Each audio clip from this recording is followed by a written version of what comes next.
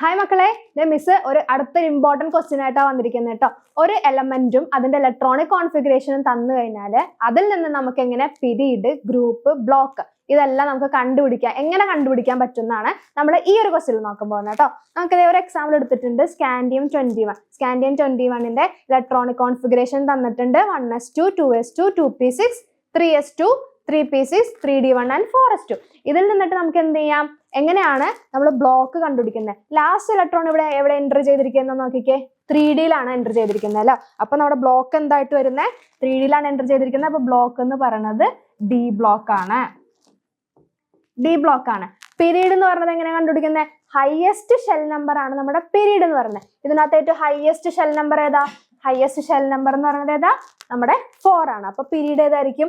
4th പീരീഡിലാണ് നമ്മുടെ എന്ത് വരുന്നത്? സ്കാൻഡിയം വരുന്നത്. നെക്സ്റ്റ് നോക്കിക്കേ, ഗ്രൂപ്പ് ഡി ബ്ലോക്ക് എലമെന്റ്സിന്റെ ഗ്രൂപ്പ് നമ്പർ എങ്ങനെ കണ്ടുപിടിക്കുക?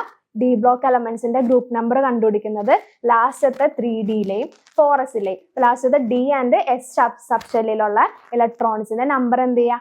ആഡ് ചെയ്യുക. അപ്പൊ ഇവിടെ എത്ര എണ്ണം ഉണ്ടായിരുന്നു? 1 + 2. 2 ഇലക്ട്രോൺസിന്റെ നമ്പർ ആഡ് ചെയ്യുമ്പോൾ നമുക്ക് എത്ര കിട്ടുന്നത്? 3. അപ്പൊ നമ്മുടെ ഗ്രൂപ്പ് എന്താ വരുന്നത്? നമ്മുടെ ഗ്രൂപ്പ് എന്ന് പറയുന്നത് എന്താ? 3 ആണ്.